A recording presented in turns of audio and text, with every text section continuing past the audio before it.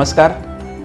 साधना साप्ताहिकाच्या ऐवज या व्हिडिओ मालिकेमध्ये सर्वांचं मनपूर्वक स्वागत. आज आपण मुलाखत घेणार आहोत बाबा भांड यांची. बाबांची ओळख खरं तर अनेक वेगवेगळ्या अंगाने करून देता येईल, परंतु गेली 50 वर्ष एक प्रकाशन संस्था ते चालवतात, साकेत या नावाची. मात्र त्याचवेळी स्वतःचं स्वतंत्र असं लेखन संपादन ते सातत्याने करत आलेत. त्यांनी कथा लिहिल्यात, कादंबऱ्या लिहिल्यात, ललित गद्य लिहिलं, मुलांसाठी लेखन केलं आहे, संपादनं केलीत आणि या व्यतिरिक्त त्यांचे अनेक वेगवेगळ्या प्रकारचे छंद, सामाजिक काम असं खूप काय काय चालू असतं. मात्र आज आपण बाबांची मुलाखत घेणार आहोत ते फक्त एकाच कामाच्या संदर्भात. मात्र ते काम इतकं मोठं आहे, इतकं अवाढव्य आहे, इतकं प्रचंड आहे आणि इतकं जास्त महत्त्वाचं आहे की त्यांच्या या मुलाखतीचे एक तासाचे साधारणतः 4 भाग तरी आपल्याला करावे लागणार आहेत.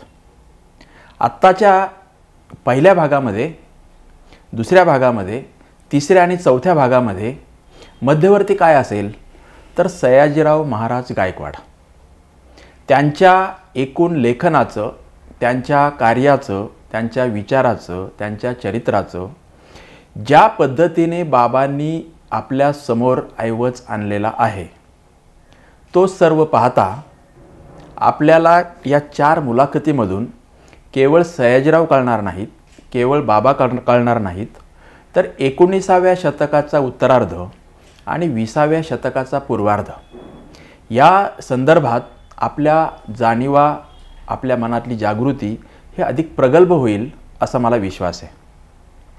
बाबांच्या या 4 भागातल्या मुलाखतीपैकी पहिल्या भागात मी काय घेणार आहे तर प्रामुख्याने सयाजीराव महाराज गायकवाड यांची ओळख आपण करून घेणार आहेत. खरं तर ती ओळख आपणा सर्वांना असते. सामान्यतः प्राथमिक शाळेमध्येच थोरांची ओळख करून दिली जाते आणि त्यात सयाजीराव महाराज गायकवाड यांचा एक धडा किंवा एक छोटा लेख हा असतोच असतो. आणि तो एक गुराख्याचा मुलगा एका रात्रीत राजा कसा झाला, तो अगदी एका रात्रीत चमत्कार म्हणावा असाच तो प्रसंग आहे आणि जागतिक वाङ्मयामध्ये सुद्धा त्याची नोंद निश्चितच झालेली आहे. त्यामुळे आपण पहिल्यांदा त्या 4-5 वाक्यांच्या पलीकडे जे सयाजीराव आपल्याला माहीत नसतात त्याच्या पलीकडे सयाजीरावांची ओळख आपण पहिल्या भागात 1 तासाभरामध्ये करून घेणार आहेत. तर बाबा, मला पहिला प्रश्न हाच आहे की 1875 मध्ये बडोदा संस्थान, तिथले मल्हारराव गायकवाड हे जे कोणी संस्थानिक होते, राजे होते, त्यांना पदच्युत केलं गेलं ब्रिटिश सरकारकडून आणि त्यांच्याऐवजी एक नवीन राजा त्या संस्थानावर बसवण्याचं ठरलं. मात्र दत्तक घेण्याची वेळ आली. नवीन जो कोणी राजा करायचा आहे तो दत्तक घेण्याची वेळ आली आणि त्यासाठी गायकवाड घराण्यातीलच कोणीतरी मुलगा असला पाहिजे अशी ती एक अट होती.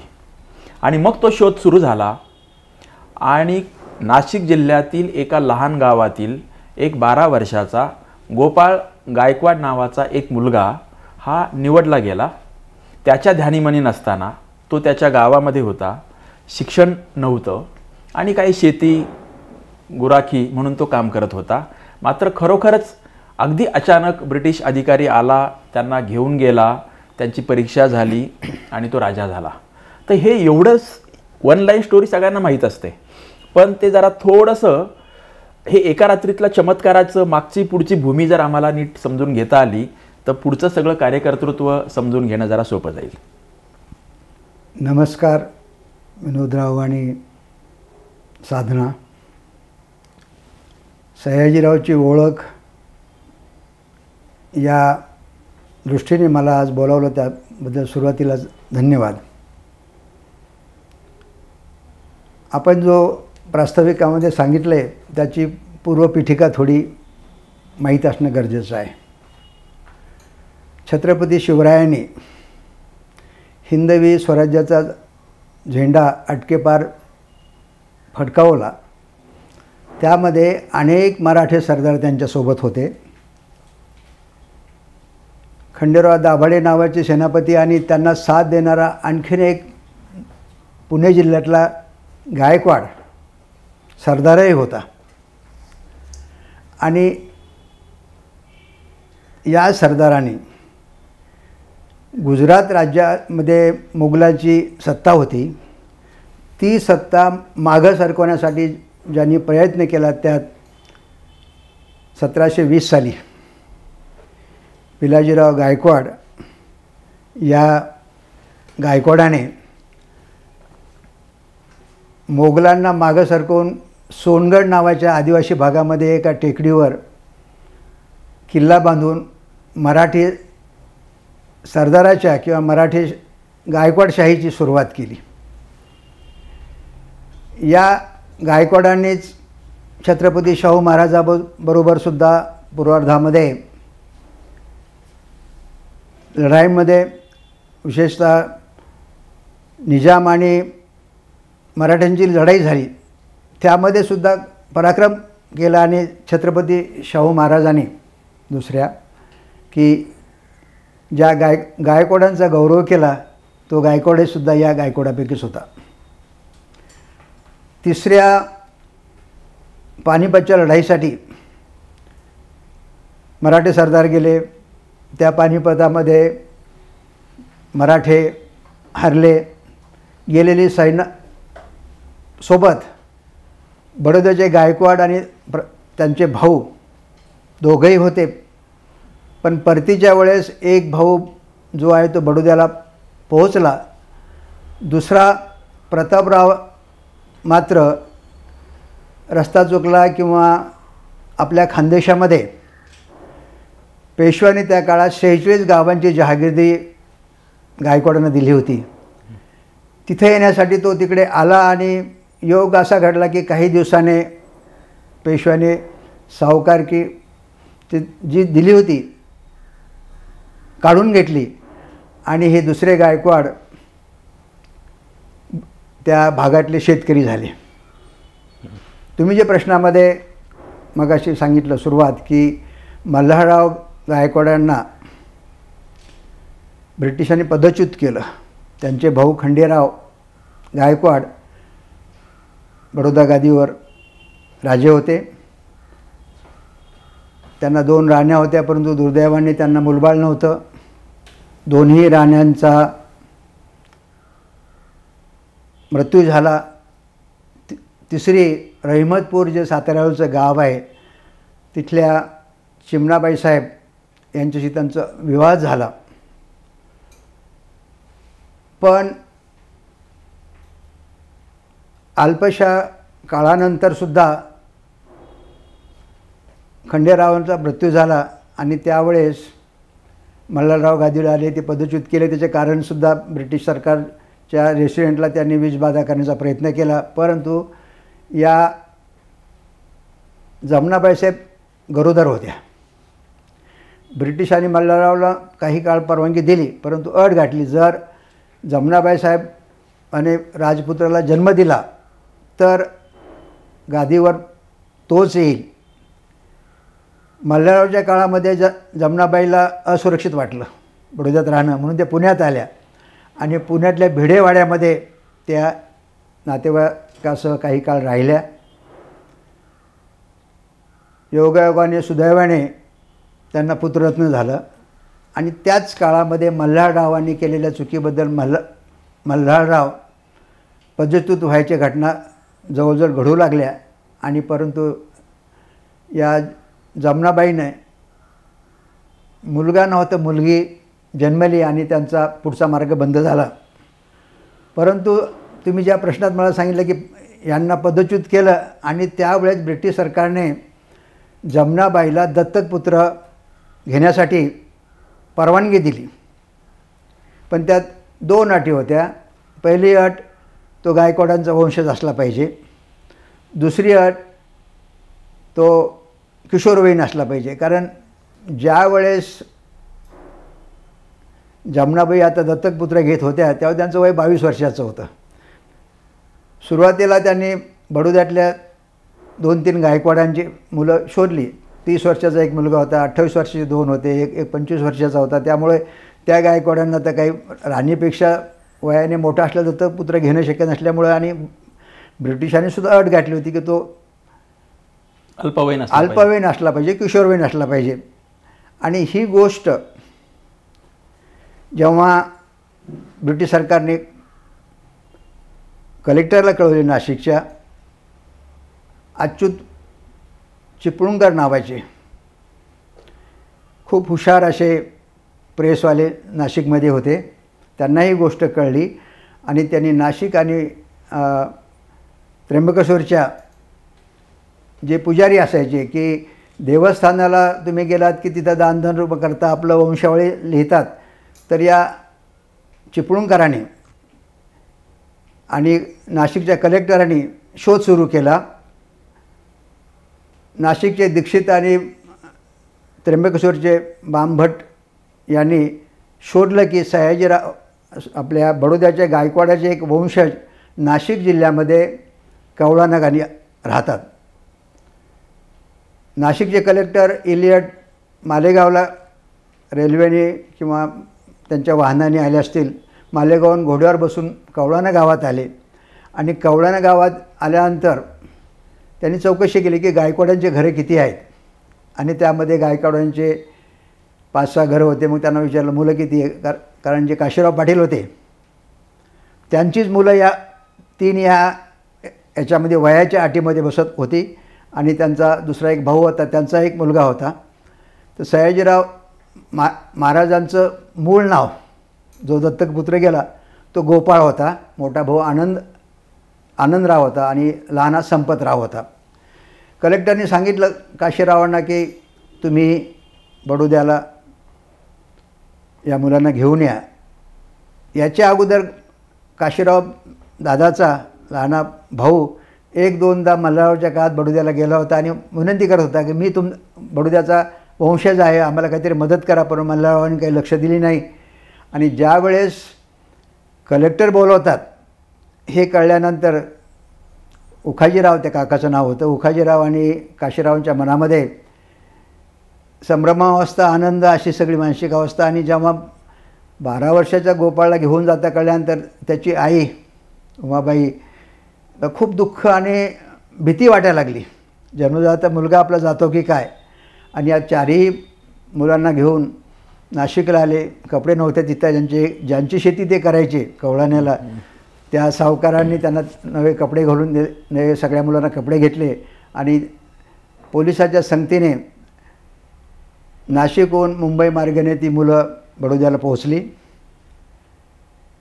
रेसिडेंटने त्यांना जवळच्या बंगल्यामध्ये त्यांची राहण्याची व्यवस्था केली होती. त्यावेळेस तिथं टी माधवराव नावाचे खूप अभ्यासू असे दिवाण जॉईन झाले होते. आपले जे छत्रपती शिवरायाचे भाऊ वंशज कर्नाटकामध्ये होते, त्यांच्यासोबत काही महाराष्ट्रीयन माणसं गेली. त्यात टी माधवराव एक हुशार माणूस होता. आणि या टी माधवराव, जमनाबाई आणि आजूबाजूच्या 2-3 जमनाबाईच्या नातेवाईकांनी या मुलातून एक मुलगा निवडायचे म्हणून त्या मुलाकडे लक्ष द्यायला सुरुवात केली. त्या बोलतात कसे, जेवतात कसे, राहतात कसे. 2 दिवस त्यांचे निरीक्षण केलं आणि त्यामध्ये मग त्यांनी एक मुलाला प्रश्न विचारायला सुरू केला. आनंदराव मोठा होता, संपतराव लहान होता. दोघांनाही नीट उत्तर देता आले नाही, घाबरून गेले, काय सांगावं कळेना. परंतु हा 12 वर्षाचा गोपाळ ज्यावेळेस जमनाबाईंनी विचारलं त्यावेळेस तो म्हणाला की मी बडोद्याचा राजा बनायला आलो. आणि हा 12 वर्षाचा पोरगा जेव्हा असं बोलतो त्यावेळेस जमनाबाईने मनातून गोपाळची निवड केली.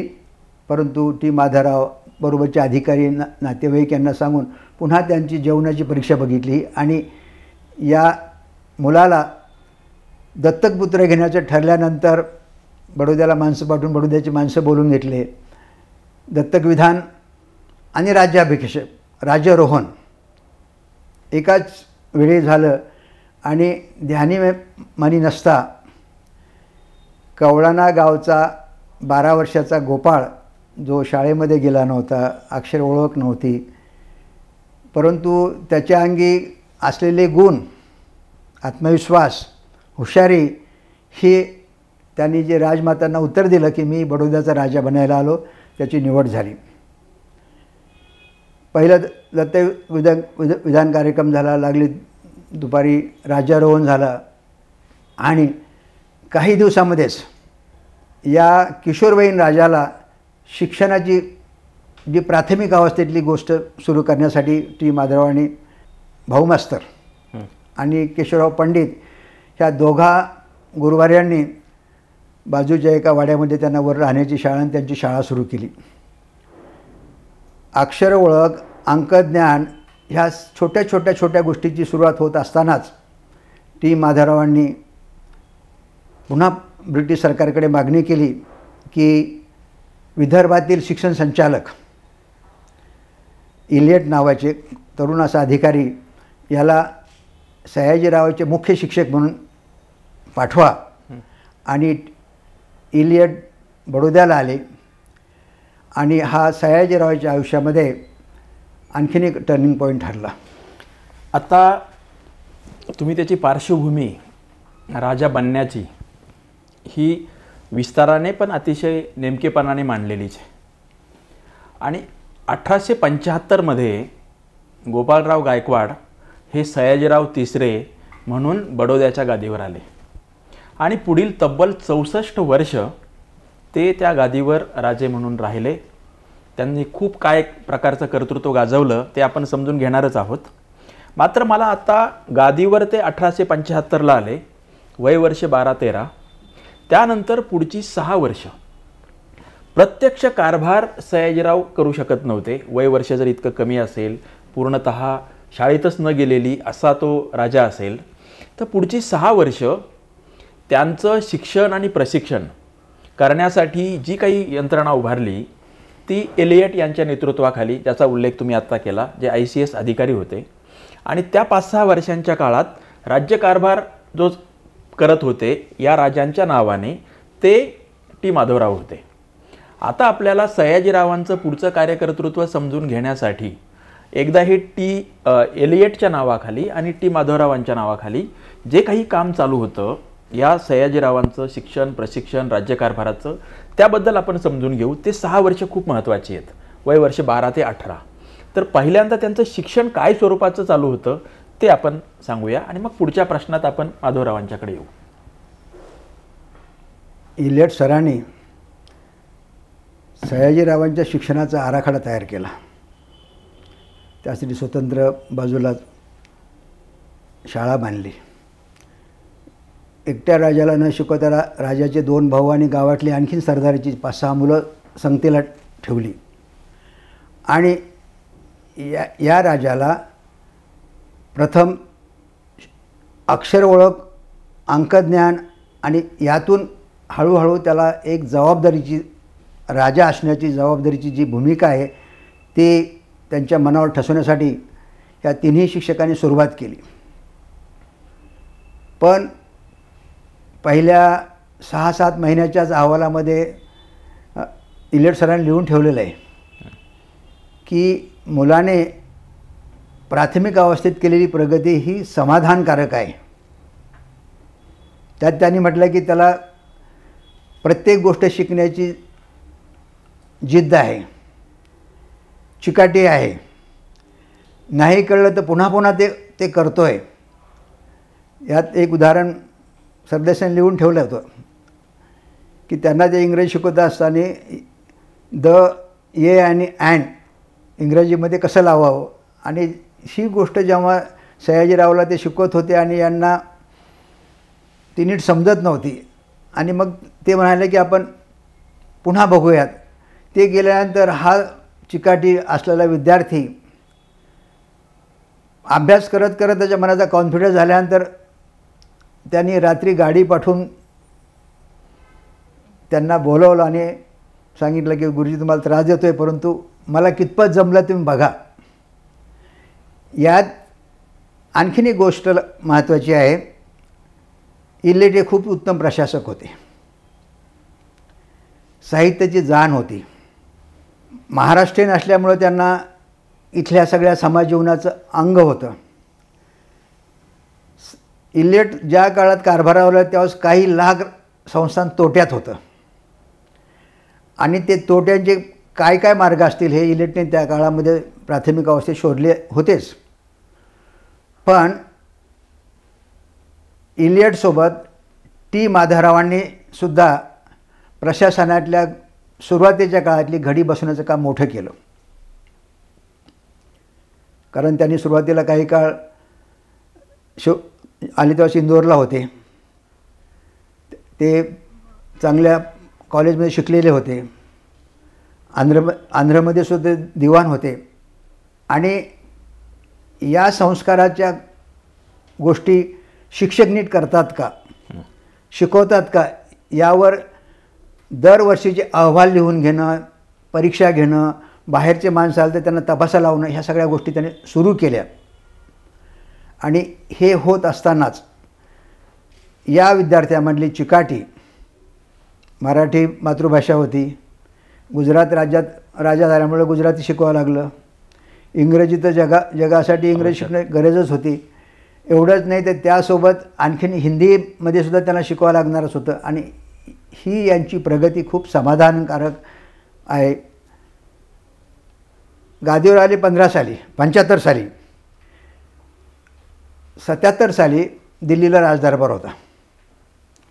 आणि राजदरबारासाठी सगळी मंडळी जेव्हा निघाली, हा संस्काराचा भाग मी सांगतो आहे. ग्रामीण भागात जन्मलेला, सर्व जाती धर्माच्या लोकांच्या संस्काराने वाढलेला सयाजीराव ज्यावेळेस अहमदाबाद रेल्वे स्टेशनला सगळे मंडळी जेवणासाठी रेल्वेच्या भोजनागृहात गेलं, तर तिथं उच्चवर्णीयांचं वेगळं होतं भोजनाचं व्यवस्था, शाकाहारी मांसाहारी लोकांचं वेगळं होतं, कनिष्ठ वर्गांचं अस्पृश्यांचं वेगळं होतं. खेड्यामध्ये सर्व जातीच्या मुलामुलीमध्ये राहिलेला, बागडलेला, खेळलेल्या या राजाने आपल्या बरोबरच्या साथीदार अधिकाऱ्याला सांगितलं की आपण कनिष्ठ वर्गाच्या भोजनालयात जाऊ. ही घटना गादीवर आल्यानंतर 2 वर्षाची आहे. म्हणजे राजाने घेतलेला पहिला महत्त्वाचा निर्णय हा आहे असं आपल्याला म्हणता येईल. अगदी बरोबर आहे, अगदी बरोबर आहे. त्याच वर्षी दुर्दैवाने त्याचे वडील आईबरोबर बडोद्यात आले होते. ते वडिलांचं दुःखद निधन 77ला झालं. त्याच वेळेस बडोद्यातील एका बागेचं उद्घाटन करण्याचं काम राजाच्या हाताने व्हायचं म्हणून देशपांडे सर, भाऊ मास्तर, इलियट सर यांनी त्याला भाषण लिहून दिलं. आणि ते भाषणाचे वारंवार वाचून घ्यायला लावलं, पाठांतर केलं. सयाजीरावांना सांगितलं गुरुजींनी की तुम्ही हे भाषण वाचून दाखवा. न वाचता उत्स्फूर्त बोलण्याचा प्रयत्न नाही केला तरी चालेल, पण एखादी गोष्ट मनात आणली की ती 24 तास करण्याची जी जिद्द सयाजीरावामध्ये होती. सयाजीराव त्या ठिकाणी भाषणाला आले आणि गुरुवर्यांनी लिहून दिलेलं भाषण, कागद बरोबर होता पण कागद न बघता पहिलं भाषण इतक्या हिमतीने, आत्मविश्वासाने केलं की त्यांच्या गुरुवरांना खूप समाधान वाटलं की आपल्या विद्यार्थ्यांमध्ये जे बदल होत आहेत हे बदल फार महत्त्वाचे आहे. तिसरा आणखीन एक महत्त्वाचा बदल सांगणं गरजेचं आहे की राजवाड्यामध्ये पंक्ती व्हायला लागल्या. खूप पंक्ती व्हायच्या आणि त्या पंक्तीमध्ये अशीच भोजन व्यवस्था होती. उच्चवर्णीयांसाठी पंगत वेगळी राहायची, मध्यमवर्गीयांचं शाकाहारी मांसाहारी आणि बाकीचे. तिथं सयाजीराव महाराजांनी आपल्या कारभाराला सांगितलं की आपण फक्त 2च पंक्ती करू, शाकाहारी आणि मांसाहारी. आणि जर एखादा रागावला, चिडला, नाही आवडलं तर त्यातलं म्हणा तू वेगळं बस. ही सुद्धा सगळ्यांना बरोबर घेण्याची सुरुवात होती. आणि तिसरी गोष्ट महत्त्वाची की त्यांचं खंडोबाचं जे मंदिर होतं ते अगदी सुरुवातीच्या काळामध्येच त्यांनी सगळ्यांना उघडं केलं, प्रवेश मुक्त केला. ही पहिल्या 6 वर्षामधली त्यांची जी शिक्षणाची, प्रशिक्षणाची तयारी होती, ती तयारी होत असतानाच जमनाबाईला वाटायला लागलं की आता मुलगा आला, त्याला राज्यकारभार त्याच्या हाती यावा. कारण सगळा कारभार टी माधवराव बघायचे.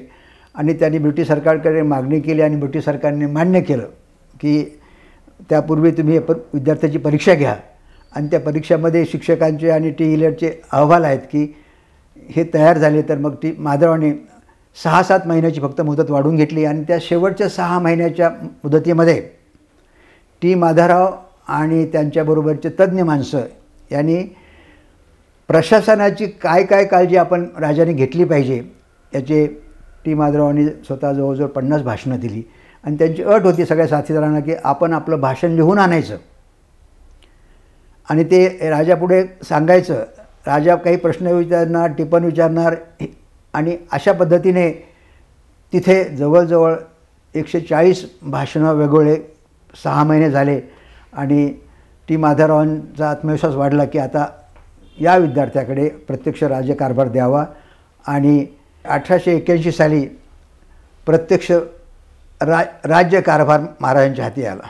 नाही, तो आला, परंतु जसं त्यांना भाषेचं शिक्षण दिलं, व्यवहाराचं थोडं दिलं असेल, आणखी असं फॉर्मल एज्युकेशन ज्याला आपण म्हणतो त्या पहिल्या 6 वर्षातलं गणिताचं, विज्ञानाचं, इतिहासाचं, असं काय काय स्वरूपाचं दिलं गेलं होतं? त्यांना त्या काळामध्ये प्रत्येक विषयाचे शिक्षक शिकवायचे. इतिहासाचं असेल, प्रशासनाचं असेल, शेती विषयाचं असेल, आरोग्य शिक्षणाचं असेल आणि याचं प्राथमिक शिक्षण होत असताना तो अहवालसुद्धा छापून ठेवलेला आहे. सरदेसाईंनी महाराजांचा शिक्षणाचा जो अहवाल आहे त्या अहवालात ह्या गोष्टी स्पष्टपणे उल्लेख केला आहे की या राजाची जडणघडण ही कुठल्या टप्प्यापर्यंत आली आहे. तुम्ही त्याचं पुस्तकही केलेलं आहे, पुस्तकं छापलंय. पुढच्या मुलाखतीच्या त्याच्यामध्ये आपण बोलणारच आहोत सविस्तर. परंतु मग हे सगळं 6 वर्षातलं म्हणजे वय वर्ष 12 ते 18 असं एका बाजूला शिक्षण प्रशिक्षण चालू, मर्यादित प्रमाणात राज्यकारभारामध्ये थोडासा सहभाग असणं हे तुम्ही आत्ता सांगताय त्या उदाहरणावरून लक्षात येतं. टी माधवराव फक्त प्रशासन पाहतायत आणि ते इकडे लक्ष देत नाहीत शिक्षणाकडे असं नसणार आणि इलियट पण एकूण प्रशासनाबद्दल जाणकारी असणार, म्हणजे दोन्हीचं मिश्रण अशा स्वरूपात त्यांचं ते शिक्षण चालू होतं. तर मला आता हे समजून घ्यायचं आहे की इलियट त्यांची जबाबदारी निभावत होते राज्यकारभाराच्या कॉन्टेक्स्टमध्ये यांचं शिक्षण प्रशिक्षण, मात्र टी माधवराव त्या काळात बडोदा संस्थानाची घडी बसवत असणार, कारण एका मल्हारराव नावाच्या राजाला पदच्युत केलं आहे, नवीन अल्पवयीन राजा आलेला आहे जो अजून 5-6 वर्ष तयार होणार नाही आहे आणि टी माधवरावांना त्यापूर्वी भारतातल्या वेगवेगळ्या संस्थानांच्या मध्ये काम करण्याचा, दिवाण म्हणून काम करण्याचा अनुभव होता. तर त्यांनी त्या 6 वर्षात जी काही घडी बसवली असेल, ज्या सुधारणा केल्या असतील, ते काय होतं? या 6 वर्षात जे प्रशिक्षण महाराजांना दिलं ते आपण पुढच्या खंडामध्ये मायनर हिंट्स किंवा सुप्रशासनाची गोष्ट ह्या ग्रंथामध्ये सविस्तर आलं आहे. यामध्ये त्यांचे गुरुवर्य त्यांना जागतिक प्रशासनाच्या गोष्टी सांगत होते. अगदी प्रिन्स नावाचं गाडलेलं जे पुस्तक होतं त्याचंही महाराजांना त्यांनी वाचन करून दाखवलं आहे. जगातले जे काही महत्त्वाचे ग्रंथ आहेत उत्तम प्रशासनाचे त्याची तोंडओळख होत होती. टी माधवरावसुद्धा शिक्षणामध्ये प्राथमिक गोष्टीमध्ये 6 वर्षामध्ये टी माधवरावांनी बऱ्याच गोष्टी महत्त्वाच्या केल्या. उदाहरणार्थ पूर्वी शाळा नव्हत्या, तर हळूहळू शाळा सुरू करणं, कारण गादीवर आलं तर अगदी हाताच्या बोटावर मोजण्यात शाळा होत्या. टी माधवरावांनी लागलेच सगळीकडे शाळा सुरू केल्या.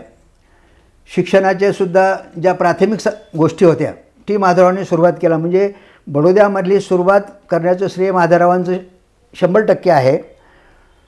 पण त्याच्यापूर्वी सयाजीरावांनी बडोदा संस्थान, आपली प्रजा, आपला भूभाग हे बघण्यासाठी गादीवर आल्यानंतर पहिल्या 5-6 महिन्यामध्ये जे बडोद्यातले 5 भाग होते, अमरेली होता, मेहसाणावरचा होता, द्वारकेकडचा एक भाग होता, आदिवासी भागातला सोनगडचा भाग होता आणि बडोदा होता.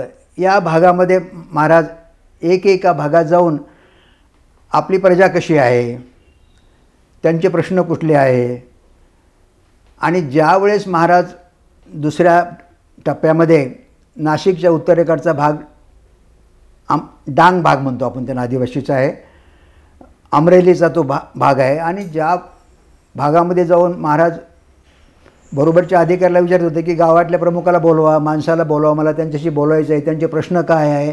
महाराजांनी हे प्राथमिक स्वरूपाच्या गोष्टी सुरू केल्या, परंतु ज्यावेळेस डांगमध्ये ते आले त्यांच्यासमोर गावातले माणसंच कोणी येईना.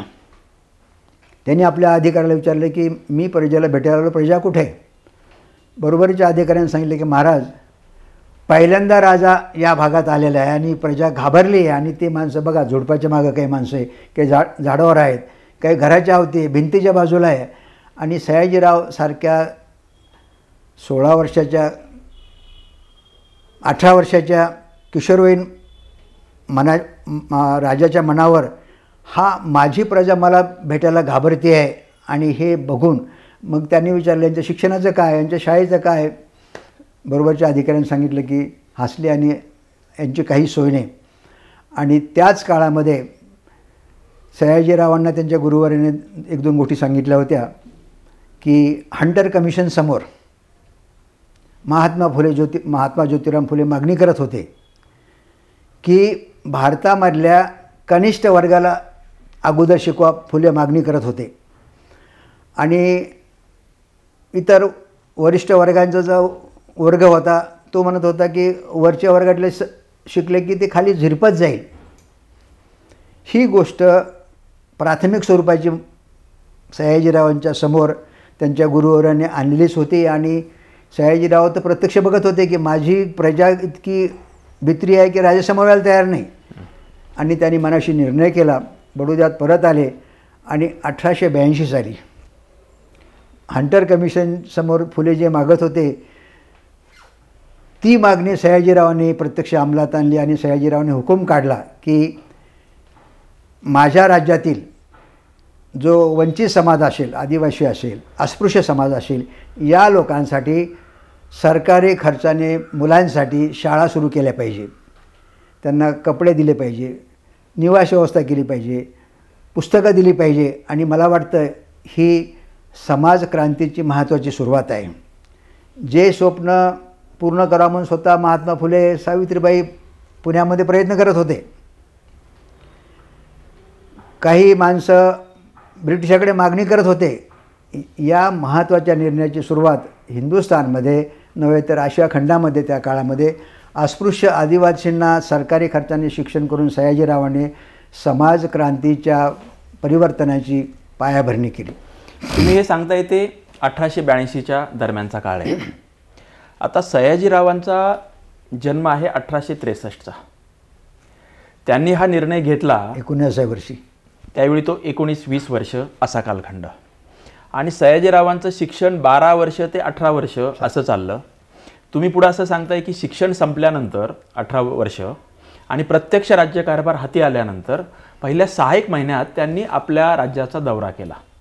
आणि दौरा केल्यानंतर जे काही त्यांच्या लक्षात आलं शिक्षणाची काय स्थिती आहे, तर बहुधा पहिला मोठा निर्णय जर कोणता घेतला असेल की जो दूरगामी परिणाम करणारा होता तो म्हणजे ह्या वंचित अस्पृश्य समजल्या जाणाऱ्या सर्व घटकांना शिक्षण देणं. आणि त्यावेळी पुणे शहरामध्ये महात्मा फुले आणि न्यायमूर्ती रानडे असे 2 मोठे प्रवाह होते.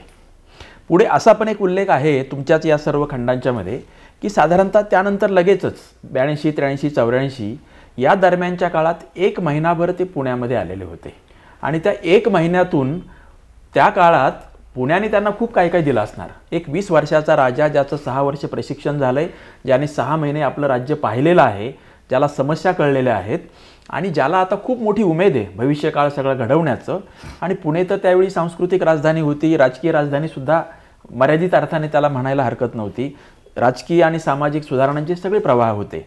एका बाजूला रानडे, दुसऱ्या बाजूला महात्मा फुले आणि या दोन्हीच्या मधून जाणारे कितीतरी छोटे मोठे प्रवाह. तर या पुणे शहराने राजांच्यावर सयाजीरावांच्यावर नेमका काय परिणाम केला आणि राजांनी नंतर पुणे शहराला काय काय दिलं हा खूप मोठा विषय आहे, पण तो आपण पुढच्या टप्प्यावर घेऊ. पण पुणे शहराने या 20 वर्षाच्या सयाजीरावांना काय दिलं? महाराजांना त्यांच्या गुरुवारांनी जे त्यांच्या मनावर बिंबवलं की त्या काळामध्ये मराठी भाषक राज्य गुजरात आणि महाराष्ट्र एकच होता, याचं केंद्र पुणे होतं. आणि या पुण्यामध्ये आले आणि इथं टाटांचा बंगला होता पुण्याचा पलीकडच्या भागामध्ये. त्या बंगल्यामध्ये त्यांचं वास्तव्य महाराज राहिले. आणि त्या काळामध्ये लोक न्यायमूर्ती रानडे, त्यांच्यासोबत गंगाराम भाऊ मस्के नावाचे कार्यकर्ते होते. महात्मा फुलेंची भेट झाली. त्याच काळात टिळकांचे कार्यकर्त्यांचा महाराजांचा संपर्क होताच. आणि महाराजांनी त्यावेळेस ठरवलं की जर आपल्या लोकांमध्ये बदल करायचा असेल तर त्यांना शिक्षण देण्याशिवाय दुसरा पर्याय नाही आणि या शिक्षणाचं माहेरघर केंद्र पुणे शहर होतं.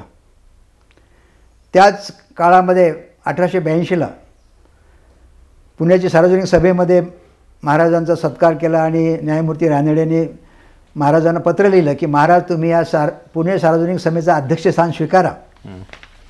आणि सयाजीरावांनी नम्रपणे त्यांना उत्तर दिलं की आपण जे काम करता हे फार महत्त्वाचं आहे, पण पुणे सार्वजनिक सभेचा अध्यक्ष मी होण्यापेक्षा तुम्ही अध्यक्ष तुम्हीच राहा, मी तुमचा पाठीराखा होईल, म्हणजे तुम्हाला मदत करेल. त्याच काळामध्ये रानडेने आणि गंगाराम भाऊंनी सयाजीरावची भेट घेतली आणि सांगितलं 82ला की आम्हाला बहुजन समाजासाठी, कारण आज बहुजन समाज शिक्षणापासून वंचित आहे, त्यांच्यासाठी आम्हाला इथं एक संस्था काढायची, या संस्थेसाठी तुम्ही मला मदत करा. महाराज आनंदाने म्हणाले की तुमच्या मागे मी 100% तुमच्या पाठीमागे आहे. आणि 1882ला फुले, रानडे, गंगाराम बस्के, भांडारकर, खूप सगळी मान्यवर माणसं रानड्यांच्या बरोबर होती आणि त्यांनी डेक्कन मराठा एज्युकेशन असोसिएशन या संस्थेची सुरुवात केली. आणि महाराजांनी या संस्थेला सुरुवातीपासून फार मोठी रक्कम दरवर्षी देणे आणि त्या आलेल्या रकमेमधून गंगाराम भाऊंच्या या डेक्कन मराठा एज्युकेशन संस्थेने मराठी भाषक सर्व विद्यार्थ्यांना जात पात धर्म हा विचार न करता त्यांना शिष्यवृत्ती द्यायला सुरू केली. आणि ही मदत 1949पर्यंत सुरू होती. महाराजांनी त्या काळातल्या महत्त्वाच्या संस्था लागल्या, भारत इतिहास संशोधन मंडळ असेल, तर डेक्कन ओरिएंटल इन्स्टिट्यूट तयार झाली नव्हती आपली. तर या बडोद्यातील काळामध्ये अहिल्याबाईच्या शाळेतसुद्धा ते नंतरच्या काळामध्ये आल्याचा संदर्भ आहे.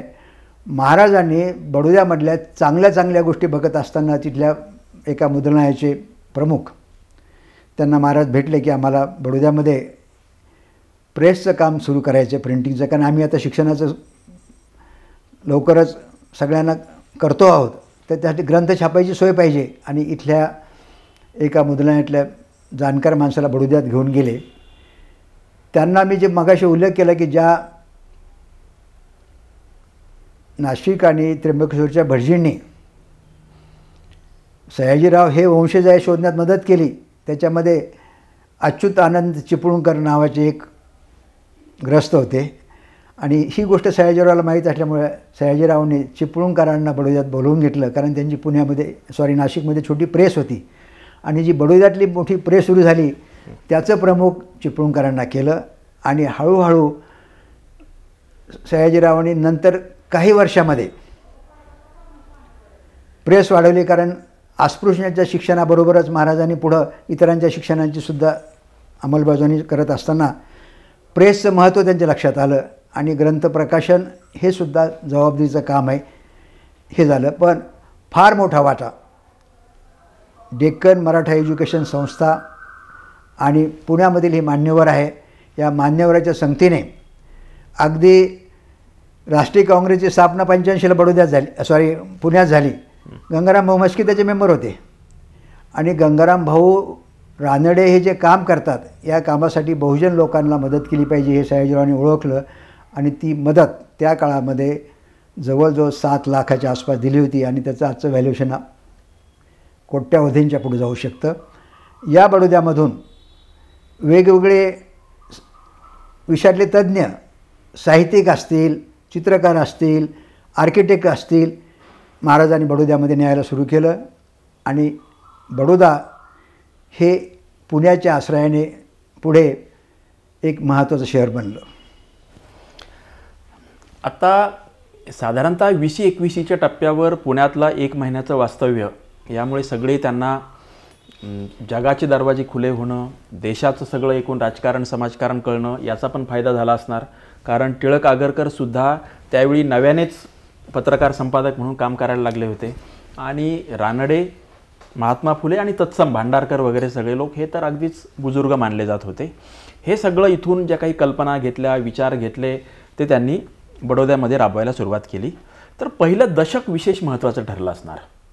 तर त्या पहिल्या दशकात त्यांनी सर्व क्षेत्रीय प्रगती करणं हे जे आहे, मग शेती असेल, उद्योग असेल, व्यापार असेल, तर ती जी धडाकेबाज सुरुवात आहे सुधारणांची, ती काय होती प्रत्यक्ष राज्यामध्ये पूर्ण ताकदीनिशी जेव्हा एखादा राजा काम करायला लागतो, पूर्ण अधिकार आलेले आहेत, सगळं समजून घेतलेलं आहे, तो 10 वर्षाचा माहोल कसा होता? सयाजीरावांनी ज्यावेळेस पूर्ण बडोदा राज्य बघितलं त्यावेळेस त्यांच्या लक्षात आलं की शेती हा मुख्य व्यवसाय आहे आणि शेतकऱ्याची अवस्था ही पावसावर आणि निसर्गाच्या कृपेवर अवलंबून होती.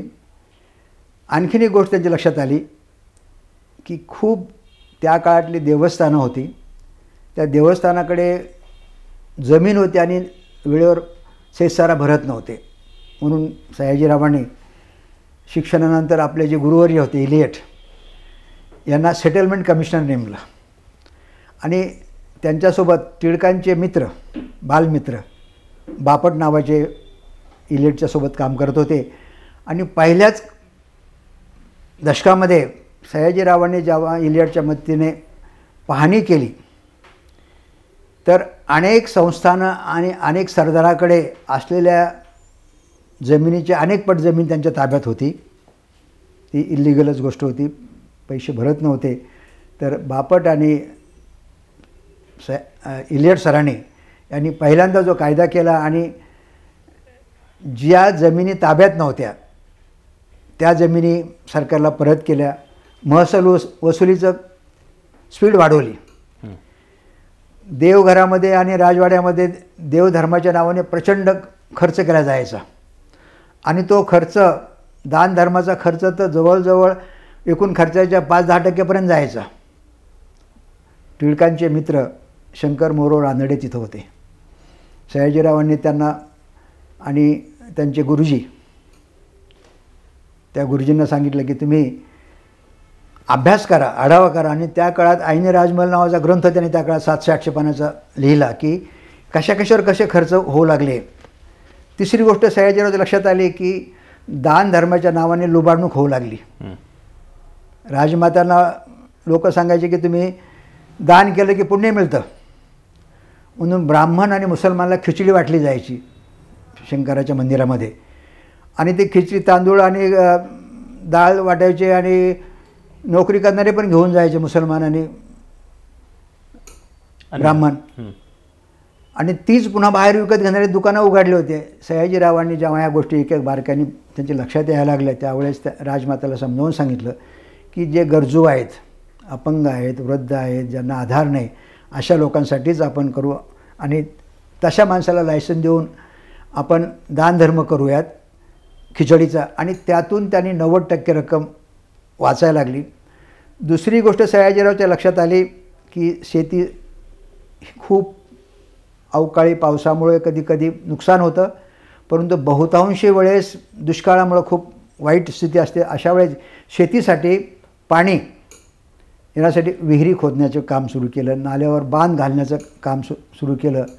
आणि एवढंच नाही तर महाराजांचा उजवा हात खाशीराव जाधव त्याला त्यांनी लंडनला शेतकी खात्याची पदवी घेण्यासाठी पाठवलं होतं.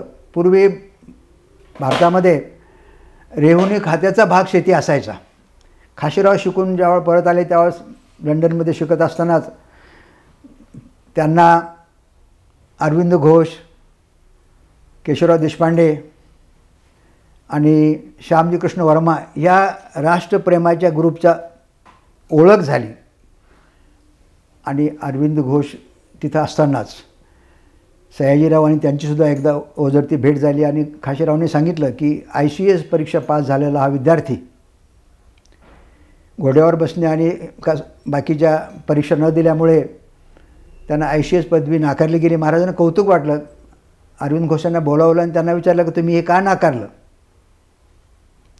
आणि सयाजीरावाने अरविंद घोषांना सांगितले की ब्रिटिश सरकारची कडी मला व्हायचं नाही प्रशासनाची.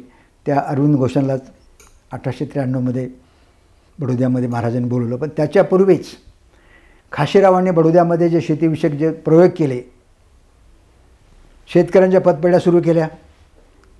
शेतकऱ्यांचा पहिला साखर कारखाना 1884 साली सहकारी साखर कारखाना 1884 साली काढला. अस्पृश्य लोकांना विहिरीसुद्धा गावामध्ये खोदून दिला आणि त्यांना अट घातली की तुम्ही दुसऱ्यांना पाणी पिऊन दिलं पाहिजे. जे मुलं शाळेत जात नाही या मुलासाठी कायदा केल्याशिवाय मुलं शिकणार नाही. आणि त्याचं कारण महाराजांनी मध्येच त्यांचा प्रगती असण्यासाठी अमेरिकेला आणि युरोपला जो प्रवास झाला त्यामध्ये अमेरिकेच्या प्रवासात त्यांनी बघितलं की मुलांना शिकवण्याशिवाय पर्याय नाही. आणि त्यावेळेस महाराजांनी प्रयोग स्वरूपावर 1892ला मुलगा 6 वर्षाचा झाला, मुलगी 6 वर्षाची झाली की त्यांना शाळेत जाणं कंपल्सरी केलं. त्यामुळं शाळामध्ये मुलं येऊ लागले म्हणजे त्या मुलांना पाट्या, पेन्सिल, पुस्तकांची गरज निर्माण झाली. पाठ्यपुस्तकं लिहून घेण्याला लेखकांची गरज झाली. बडोद्याच्या मुद्रणालयामध्ये काम पुरेना म्हणून पुण्यामध्ये आणि इतर ठिकाणी छपाईचे काम वाढायला लागले. आणि याच वेळेस सयाजीरावांनी आणखीन एक महत्त्वाचा निर्णय घेतला की त्यांनी त्यांच्या गुरुवारांनी त्यांना प्राचीन भारतीय ग्राम व्यवस्थेचं त्यांना नीट शिक्षण दिलं होतं की पूर्वी गावामध्ये पाटील, पटवारी, 12 बलुद राशन गावामध्ये एक शिस्त असायची. पण ब्रिटिश आले आणि शिस्त मोडली सयाजीरावांनी ओळखल्यामुळे सयाजीरावांनी तात्काळ निर्णय घेतले की गाव तेथे ग्रामपंचायती सुरुवात करायची. म्हणजे हिंदुस्थानमध्ये लोकशाही प्रशासनाची सुरुवात ग्रामपंचायतीपासून सुरुवात केली. ग्रामपंचायतीच्या सरपंचाला अधिकार दिले आपले खर्च करण्याचे वगैरे. आणि आणखीन एक महत्त्वाचा खूप मोठा निर्णय घेतला की तो आजही नाही की ग्रामपंचायत सदस्य जर ज्याला निवडणुकीला उभा राहायचं असेल तर तो साक्षर असला पाहिजे. साक्षर नसेल तर त्याला ग्रामपंचायतीच्या निवडणुकीला उभा राहणार नाही. ही पहिल्या 8-10 वर्षातली एक गोष्ट महाराज करत होते. मी तुम्हाला शेतीचा उल्लेख केला, वजारता, ग्रंथाचा केला, शिक्षणाचा केला. पण सगळ्यात महत्त्वाचा गोष्ट महाराजांनी जी काय केली असेल की जी त्यांच्यावर बालपणापासून जे संस्कार त्यांच्या गुरुवारीने केले की अंधश्रद्धा, बुवाबाजी या नावाखाली समाजाला खूप लुटलं जात आहे. आणि महाराजांनी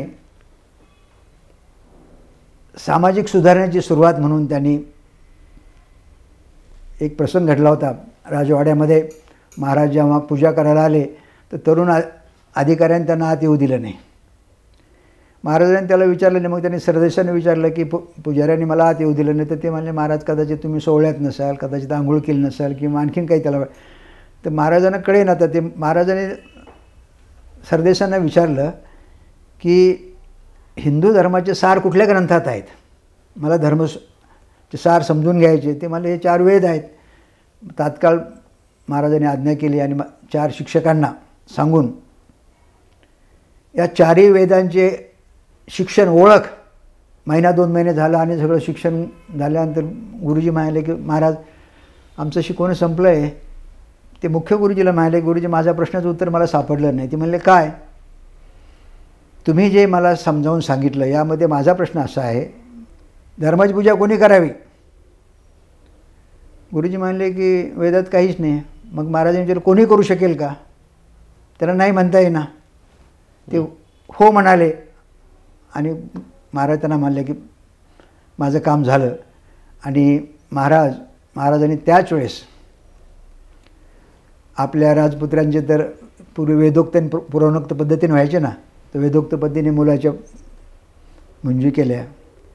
पण मोठा निर्णय त्यांनी त्या काळात 1895 साली ब्राह्मणेतराची पहिली वेदोक्त पाठशाळा सुरू केली. आणि ही सुद्धा त्या काळामध्ये समाजक्रांतीची फार मोठी सुधारणा होती की वेदाचा अभ्यास कुठल्याही जातीचा माणूस करू शकतो. ही सुरुवात या तिन्ही गोष्टीच्या होत असतानाच आर्थिक नियोजन महाराजांनी फार केलं. जसं मी शिक्षणाचा उल्लेख केला, शेतीचा केला, सहकाराचा केला, त्याबरोबर आर्थिक नियोजन काटकसर. महाराजांच्या लक्षात आलं की अनाठे देवधर्माच्या नावाने सुद्धा खूप खर्च होऊ लागला आहे. जवळचे माणसं चुना लावतात, बिलं यायचे महाराजा सहीला, तर चुन्याचं बिल खूप आलं होतं. महाराजांनी कारभारला विचारलं की आपल्या राजवाड्यात किती लोक पान खातात, एका दिवसाला ते किती जास्त पानं खातात, त्याला दुप्पट करा आणि एका पानाला किती चुना लागतो. आणि ज्यावेळेस महाराजांनी पाहिलं तर 4 पट 5 पट चुना लावला जातं आणि तो लावणारा आपलाच माणूस होता, जवळचा नातेवाईक. सयाजीरावांनी लागलीच त्यासाठी आर्थिक काटकसर समिती नेमली आणि अनावश्यक जे खर्च व्हायला लागले, दान धर्म पूजा अर्चा जवळची माणसं फसवणं, आणि त्या आर्थिक काटकसर समितीने महाराजांना अहवाल दिला आणि त्या अहवालातून अनेक अनाठायी खर्चांना महाराजांनी कात्री मारली. अगदी एक उदाहरण तुम्ही सांगेल की सूनबाईने 5,000 रुपये मागितले होते. राजवाड्यामध्ये जे काही सगळे कार्यक्रम व्हायचे, या कार्यक्रमासाठी येत्या आठवड्यामध्ये मला कार्यक्रम करायचा असा आहे आणि 5,000 रुपये द्या. महाराजांनी सांगितलं ठीक आहे, कधी कार्यक्रम, ठीक आहे उद्या परवा घेऊन जा. सूनबाई निघून गेल्यानंतर महाराजांनी खानगी कारभाराला सांगितलं, सूनबाई जो कार्यक्रम करू इच्छितात त्याचा खर्च, त्यांनी केलेली मागणी याची थोडी तपासणी करा. ह्या गोष्टीतून 5-6 गोष्टी समोर आल्या की महाराजाने उत्पन्न वाढवलं, शेती असेल, अनाठायी खर्चाला कात्री केली, वंचित समाजाच्या शिक्षणाची सुरुवात केली. एवढंच नाही तर देवाधर्माच्या नावाने ज्या जमिनी अडकल्या होत्या, ते शेतसारा भरत नव्हते, तो शेतसारा वाढवला. आणि यातून ह्या गोष्टी होत असतानाच ह्या गोष्टी ब्रिटिश सत्तेला खुपू लागल्या. अरविंद घोष बडोद्यात आले, बॅरिस्टर केशवराव देशपांडे, काशीराव जाधव, माणिकराव हे लोक बडोद्यामधल्या माणिकरावाच्या आखाड्यामध्ये जी कामं करू लागली, त्यातलं एक महत्त्वाचं काम म्हणजे नर्मदा काठी त्यावेळेस एक राष्ट्रीय विद्यालयाची स्थापना केली.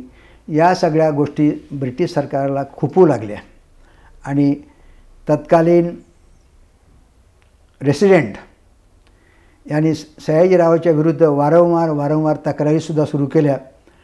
परंतु या तक्रारीला, या संकटाला या राजाने हिमतीने आणि त्यांनी तोंड दिलं. बरोबर. आता जेव्हा एक राजा वयाच्या 20-22मध्ये धडाकेबाज पद्धतीने स्वतंत्रपणे निर्णय घेतोय, वेगवेगळ्या आघाड्यावर काम करतोय, सुधारणा राबवतोय, त्यामुळे ते काहीतरी खुपणार, वेगवेगळ्या प्रकारच्या तक्रारी होणार आणि ब्रिटिशांच्याकडून या ना त्या प्रकारची नाराजी व्यक्त होणार, हे सगळं घडतच होतं. एक महत्त्वाचं प्रकरण यातलं आपलं असं आता चर्चा करणं गरजेचं मला वाटतं की याच पहिल्या दशकभराच्या काळातच सयाजीरावांनी इंग्लंडचा दौरा केला, युरोपमध्ये दौरा केला, अमेरिकेमध्ये जाऊन आले. तिथून त्यांनी बऱ्यापैकी काहीतरी स्वतःला घेतलं असेल आणि ज्याची अंमलबजावणी नंतर आपल्या राज्यामध्ये केली असेल. तर एकूण जगप्रवास हे खूपच मोठं प्रकरण आहे आणि त्यांनी किती वेगवेगळ्या वेळी केला आणि तो अखेरच्या आयुष्याच्या अखेरपर्यंत केला, त्याबद्दल आपण सविस्तर नंतर बोलू. मला असं बघायचं की पहिल्या दशकभराचा कालखंड, ज्यावेळी त्यांनी युरोपचा किंवा अमेरिकेचा दौरा केला, तिथून ते काय शिकले, त्याचा त्यांच्या विचार प्रक्रियेवर नेमका काय परिणाम झाला. प्रकृती स्वास्थ्यासाठी एक सांगायचं राहून गेलं मगाशी.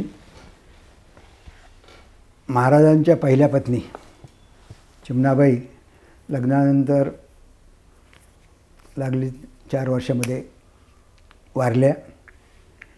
सयाजीरावांच्या जीवनावर तो प्रसंग, कुटुंब सौख्यामध्ये फार मोठं संकट होतं आणि महाराजाला त्यावेळेस निद्रानाशाचा आजार सुरू झाला.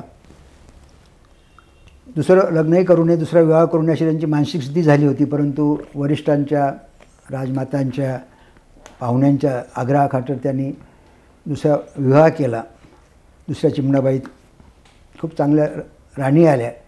परंतु महाराजांचा निद्रानाशाचा आजार पण संपेला म्हणून इथल्या सर्व वेगवेगळ्या डॉक्टरांनी त्यांची तपासणी केली आणि शेवटी त्यांच्या मित्र डॉक्टरांनी सल्ला दिला की महाराज तुम्ही लंडनला, युरोपला जा, तिथं या विषयातले तज्ज्ञ आणि थंड हवामान ह्या 2 गोष्टी तुम्हाला फायद्याच्या येतील. सयाजीराव जेव्हा पहिल्यांदाच युरोपला गेले त्यावेळेस खूप मोठा लवाजमा घेऊन गाडीमध्ये समुद्रकिनाऱ्याच्या जहाजापर्यंत आले. 60-62 माणसं होती.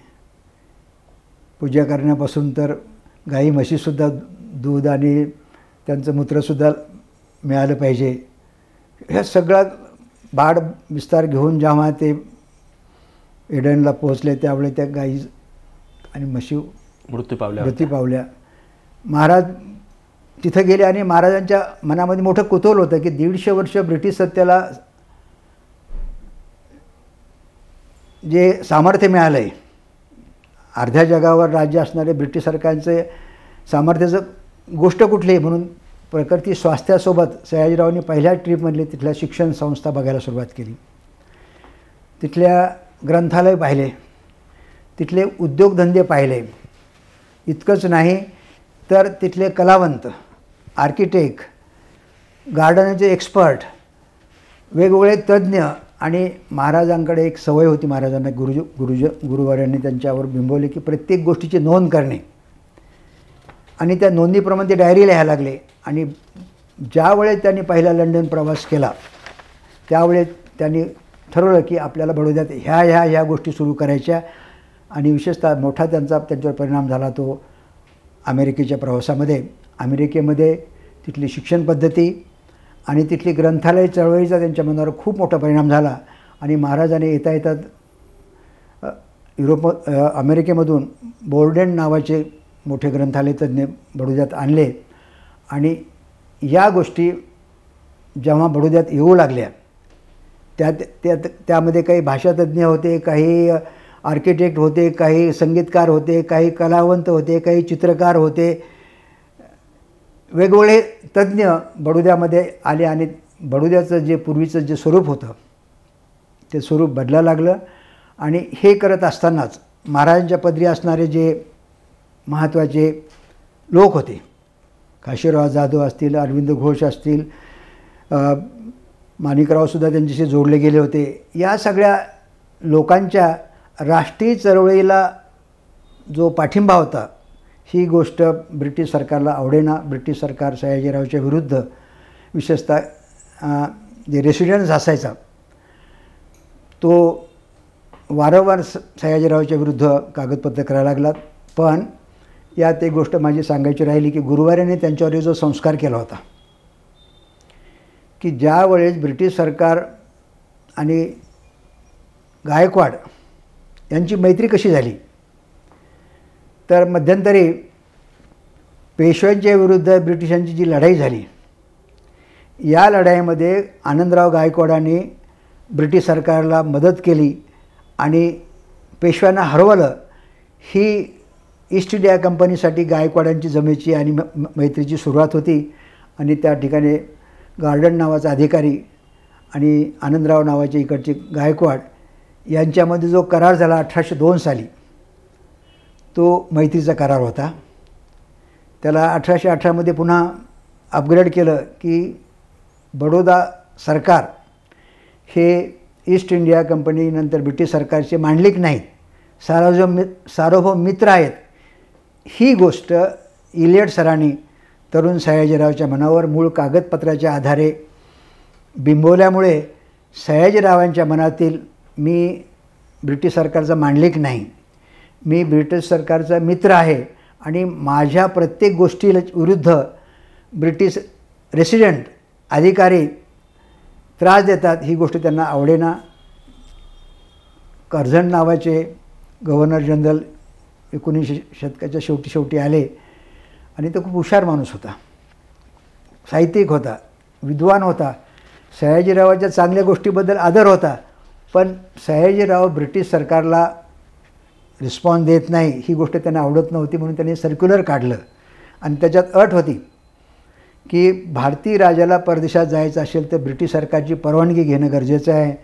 आणि या सर्क्युलरला सयाजीरावाने अरविंद घोषांना सांगून डिक्टेट करून पत्र लिहिलं आणि त्या पत्रात कर्झनला सयाजीरावांनी कळवलं की मी तुमचा मांडलिक नाही, ब्रिटिश आणि आम्ही मित्र आहोत, तुम्ही मला नोकर समजता का. म्हणजे ही जी सुरुवात होती, आत्मविश्वास होता आणि ब्रिटिश सरकारची कोंडी होती. ब्रिटिश सरकारला सयाजीरावातल्या सुधारणा ह्या गोष्टी आवडत नव्हत्या, परंतु ते हळूहळू राष्ट्रीय काँग्रेसच्या अधिवेशनाला उपस्थित राहू लागले. पहिल्याच 10-12 वर्षामध्ये 1885ला राष्ट्रीय काँग्रेस स्थापन झाल्यानंतर अहमदाबादच्या कलकत्त्याच्या आणखी 2-3 ठिकाणी सयाजीराव प्रत्येक राष्ट्रीय काँग्रेसच्या सभेला उपस्थित राहायचे, मदत करायचे. त्यांचे अधिकारीसुद्धा राष्ट्रीय काँग्रेसचे जायची. ही गोष्ट ब्रिटिश सरकारला खूपू लागली आणि ब्रिटिश सरकार प्रयत्न करत होते. पण सयाजीरावामध्ये एक वेगळेपण होतं की छत्रपती शिवराय त्यांचे आदर्श होते. गनिमी कावा ज्याला शब्द आपण म्हणतो ना, की सयाजीरावांनी गनिमी काव्याने कृत्य करायचे, परंतु ठोस पुरावा मागं न ठेवल्यामुळे असहाय्यपणे ब्रिटिश सरकार त्याला तोंड देत होतं. ही सयाजीरावांची दुसऱ्या दशकातील, पहिल्या आणि दुसऱ्या दशकातील, पण त्याच काळामध्ये महाराजांना मार्गदर्शन 1-2 माणसांनी केलं. कारण दिल्लीतलं दरबारामध्ये महाराजांचं वेगळं वागणं त्यांना आवडलं नाही. 1903ला कर्जन असतानासुद्धा महाराजांनी जो स्वतःचा सार्वभौमत्वाचा वागणूक दाखवली. आपले पहिले दादाभाई नौरोजी महाराज येण्यापूर्वी काही काळ बडोद्यात दिवाण होते, परंतु त्यांना मल्हाररावचं न आवडल्यात सुटलं. पण पुढे सयाजीराव गादीवर आल्यानंतर दादाभाई नौरोजीला सयाजीरावांच्या कामाबद्दल खूप प्रेम होतं, आदर आहे आणि कुतूहल वाटायला लागलं. आणि ज्यावेळेस दादाभाई नौरोजी लंडनच्या पार्लमेंटसाठी उभा राहिले तर त्यांना आर्थिक प्रॉब्लेम निर्माण झाला. सयाजीरावांनी त्यांना 15,000 रुपये त्यात मदत केली. निवडून आल्यानंतर पार्टीने त्यांना पक्षासाठी पुन्हा निधी 15,000 मागितले. दादाभाई नौरोजींनी त्या काळामध्ये राजीनामा द्यायचं ठरवलं, परंतु सयाजीरावला कळल्यानंतर सयाजीरावांनी तात्काळ त्यांना पुन्हा 15,000 दिले. आणि ज्यावेळेस कर्जन आणि हे सगळं प्रकरण चालू होतं त्यावेळेस दादाभाईंनी सयाजीरावला सांगितलं की महाराज, तुम्ही करतात ते योग्य आहे, पण ब्रिटिश सरकार आणि त्यांची पॉलिसी ही एखाद्या दगडासारखी, या दगडावर डोकं आपटून आपलं डोकं फोडण्यापेक्षा तुम्ही 2 पावलं मागे येऊन शिवाजी महाराजांच्या गनिमी काव्याने काही जर वागलात तर हे कालखंड निघून जाईल. तुम्ही सांगताय तो 1905च्या दरम्यानपर्यंतचा कालखंड असेल. 1905लाच बंगालची फाळणी कर्जनच्या काळात केली आणि एकूणच सर्व संस्थानिक आणि ब्रिटिश सरकार यांचे संबंधही त्या काळात जरा काही प्रमाणात ताणाचे निर्माण झालेले. एका बाजूला देशामध्ये स्वातंत्र्य चळवळ बहरात आलेली, असंतोष निर्माण झालेला वेगवेगळ्या कारणांच्यामुळे, आणि दुसरं हे संस्थानिकांच्या आणि ब्रिटिश सरकारमधले तणाव. तर त्याचाच परिणाम तो इथेही झालेला असणार. आणि असा राजा की जो स्वतंत्रपणे विचार करतो, स्वतःला सार्वभौम मानतो, त्यामुळे नंतर दोन्ही पण बाजूंनी परस्परांना थोडंसं सांभाळून घेणं, ॲडजस्ट करून घेणं हे पुढच्या काळात घडलं असणार. सयाजीरावांच्या बाबत जसं झालं तसं ब्रिटिशांना सुद्धा 2 पावलं मागे येऊन सयाजीरावांना सांभाळून घ्यावं लागलं. हे सगळं आपण पुढच्या मुलाखतीच्या भागात बघणारच आहोत. ही मुलाखतीचा पहिला भाग संपवताना मला 2 प्रश्न घ्यायचे आहेत आणि मग आपण नंतर दुसऱ्या भागाकडे जाऊ. तर या 2 पैकी पहिला प्रश्न असा की असा हा राजा, म्हणजे खरं तर 12-13 वर्षाचा गोपाळ नावाचा मुलगा, ज्यावेळी तो राजा बनला आणि तिथे एका दत्तक आईच्या बरोबर राहिला, नंतर एलियट नावाचे शिक्षक, टी माधवराव नावाचे प्रशासक, आणि मग पुढची स्वतःची स्वतंत्र वाटचाल केली. कोणाच्याही मनात असे एक कुतूहल निर्माण होणं स्वाभाविक आहे की त्यांचं स्वतःचे आईवडील, जे मूळचे आईवडील आहेत, भावंड आहेत, त्यांचं काय झालं पुढे, ते कुठे होते, आणि सयाजीरावांची स्वतःची मुलं यांची काय स्थिती होती. ज्यावेळेस सयाजीराव दत्तकपुत्र जाऊन राज्यारोहण झाला त्यानंतर बडोद्यामध्ये त्यांचे बंधू आले, वडील आले. मी उल्लेख केला की 75 साली महाराज गादीवर आले आणि 2 वर्षांनी दुर्दैवाने वडिलांचा मृत्यू झाला म्हातारपणामुळे, आजारपणामुळे. पण महाराजांनी त्यांच्या भावंडांना, आनंदरावांना थोडं शिकवलं. आनंदराव महाराजाबरोबर शेवटपर्यंत होते, सैन्याचे ते प्रमुख झाले. लहाना भाऊ संपतरावसुद्धा महाराजांसोबत होतात. महाराजांच्या बरोबर संपतरावांनी सुद्धा साहित्य, कला सुधारणा यामध्ये खूप मोठं काम केलं. जे बडोद्यातलं त्या काळात पुढे ज्या साहित्य संस्थाचं जे मोठं योगदान आहे, संपतरावाचं त्या ठिकाणी योगदान होतं. महाराजांची पत्नी मगाशी मी सांगितलं की मृत्यू झाला आणि पहिली पत्नी लवकर गेली. त्यांच्या फत्तेसिंगराव एक मुलगा राहिला. दुसऱ्या राणीला पुन्हा 4 मुलं झाले आणि फत्तेसिंग राव हा राजाचा पहिला मुलगा असल्यामुळे तो गादीवर जाणार म्हणून त्याच्या शिक्षणासाठी महाराजांनी खूप नीट प्लॅनिंग केलं. पण दुर्दैवाने माझ्यासमोर जे आलं आहे आतापर्यंत, अनेक राजांची मुलं त्या काळामध्ये, ब्रिटिश सरकारच्या काळामध्ये राजपुत्रांना बिघडवणं, बाई बाटली वगैरे वाईट सवयी, दुर्दैवाने सयाजीरावांच्या वाट्यालासुद्धा कुटुंबातील सौख्य आनंद आलाच, परंतु फत्तेसिंगरावांना शिकत असताना तिथं त्यांना लंडनमध्ये इतर मुलाच्या संगतीने नको ते व्यसनं लागली. फत्तेसिंगरावसुद्धा काही काळानंतर खूप आजारी पडले. त्यांच्यावर महाराजांनी उपचार केले. एक प्रसंग सांगणं फार महत्त्वाचं आहे की फत्तेसिंगराव खूप आजारी होते आणि डॉक्टरने सांगितलं की खूप लवकर जाण्याची शक्यता आहे, महाराजांना बोलवा. महाराज येऊन चिरंजीवाच्या शेजारी बसले. 2 तास बसले, परंतु ते पुढं काही झालं नाहीमुळे महाराज डॉक्टरला म्हणाले की मी माझं काम करतो आहे.